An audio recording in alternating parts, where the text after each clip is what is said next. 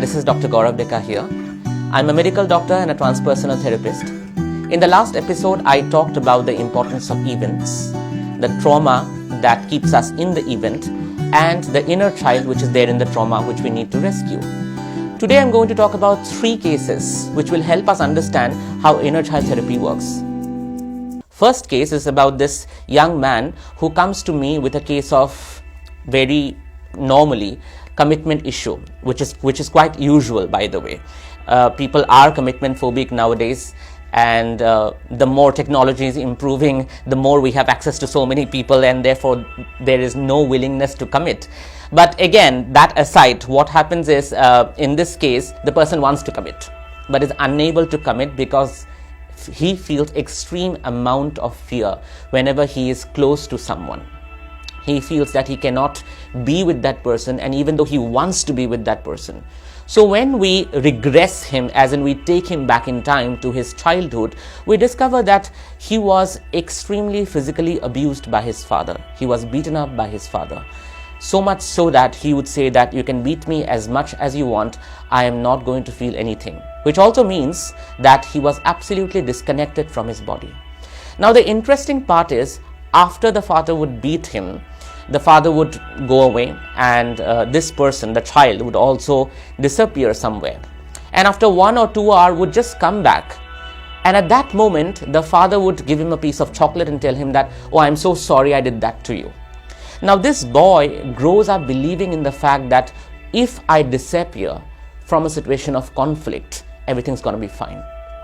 And that's what keeps on manifesting later and later and later in life, even at the age of 35. Every time there is closeness, every time there is argument, every time there is conflict, even with a lover, this person just disappears. That's how we discovered that inner child. Eventually, we healed it as well. The second case is quite interesting because it is a case of psychosomatic pain. Psychosomatic means a pain, an issue in the body which does not have physical or physiological roots.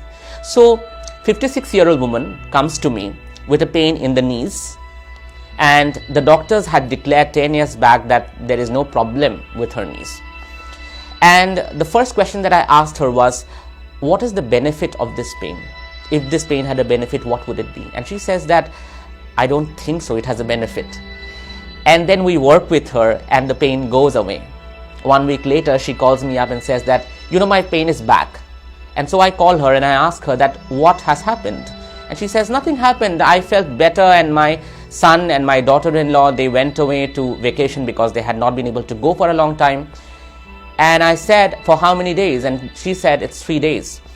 And I asked her that what happens if they don't come back for 2 weeks and your pain persists? And she says that I'll be horrified. It'll be terrible to live like that.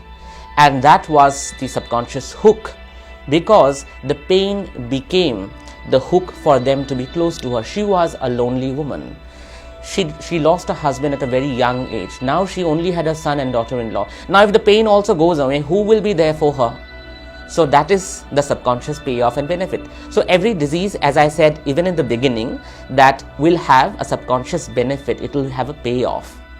And lastly, the third case is the case of a 40-year-old man who comes with an obsessive compulsive disorder, OCD, or obsessive disorder, extremely obsessed about his partners, his lover, various partners, various lovers, but all of them sort of leave because they feel suffocated. And when we look into his childhood, we don't find any inner child. We don't find any part of him which is obsessed. And then I ask him, what happens if you are not obsessed? What happens if you don't dial that number of your lover for 20 times in a day? And the person says that I feel extremely lonely, the kind of loneliness I cannot even begin to tell you. And then we go deeper and figure out, he goes back to his mother's womb and he says one statement, I shared this space with someone. The subconscious and unconscious pain of losing a twin brother was excruciating, and it manifested at the age of 40. So there are parts of us which are hidden in our psyche, in our unconscious, like in this case, where it made the person extremely lonely, the loss of a sibling, a twin brother.